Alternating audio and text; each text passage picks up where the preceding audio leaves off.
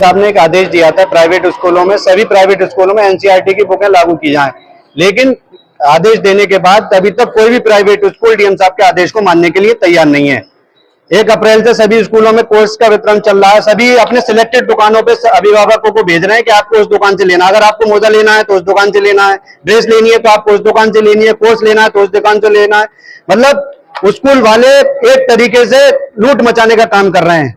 तरह तरह के चार्ज बच्चों से लिए जाते हैं, एक्टिविटी चार्ज लिए जाते हैं, डेवलपमेंट चार्ज लिए जाते हैं और हर साल फीस बढ़ाने का काम किया जाता है। तो हम आज इसी चीज को लेकर डीएम साहब के पास ज्ञापन लेकर आए थे और हमने मांग की है कि सख्ती से एनसीईआरटी बुकों को प्राइवेट स्कूलों में लागू किया जाए। आदेश को लागू किया था, लेकिन आदेश डीएम साहब ने आदेश दिया, ये बहुत अच्छा आदेश है, लेकिन ये जमीनी स्तर पर कोई भी प्राइवेट स्कूल मानने के लिए तैयार नहीं। अगर प्रशासन चाहे तो क्या नहीं कर सकता, प्रशासन प्राइवेट स्कूलों पर सख्ती से कार्रवाई करेगा तो ये सभी लोग एनसीईआरटी बुकों को लागू करेंगे। और ये लोग कह रहे हैं कि हमारे पास एनसीईआरटी की बुकें लाभ मिल नहीं रही है, तो आपको जितनी बुकें मिल रही है आप उनको तो चलाइए, लेकिन उनको भी चलाने के लिए नहीं तैयार है। तरफ एक बच्चा है अगर छोटा, उसके पास 12-13 किताबें हैं, English first, English second, Hindi first, Hindi second, मतलब ये क्या तरीका है?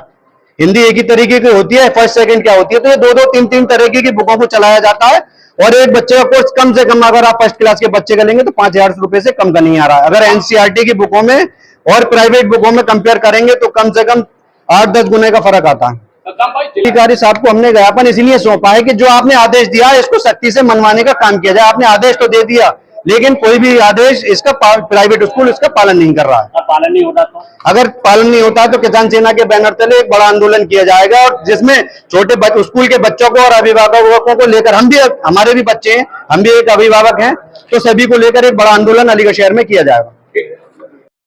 आज हमने अपने किसान सेना के बैनर तले अलीगढ़ के डीएम साहब को एक ज्ञापन सौंपा है। जो अभी पूर्व में हमारे डीएम साहब ने एनआरसी किताब को लेके एक अपडेट दी थी, जिसमें अलीगढ़ क्या पूरे उत्तर प्रदेश के जितने भी प्राइवेट स्कूल है उस पर लागू नहीं हो पा रहे। जो प्राइवेट स्कूल की किताबें हैं प्राइवेट में खरीदी जा रही है।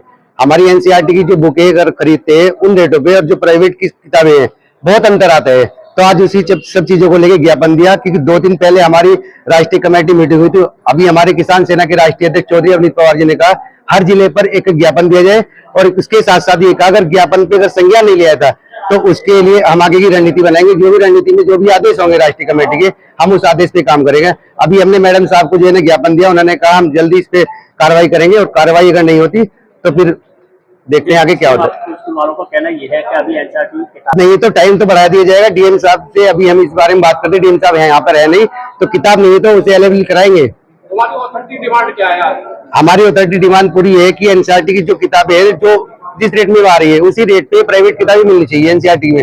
और स्कूलों पे जो चार्ज लगाया जा रहा है, स्कूल वाले जो बच्चों पे विभाग में चार्ज लगाते हैं ड्रेस पे, किताबों पे, और जो स्कूल में चार्ज बिल्डिंग चार्ज लेते हैं वो सब खत्म कर दिए जाए।